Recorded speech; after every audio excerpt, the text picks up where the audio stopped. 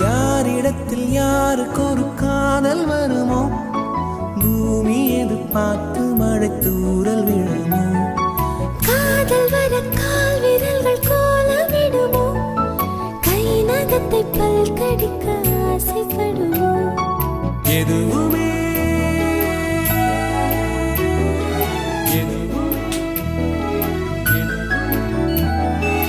எதுவுமே நடக்கலாம், இறகின்ற மனம் பறக்கலாம்.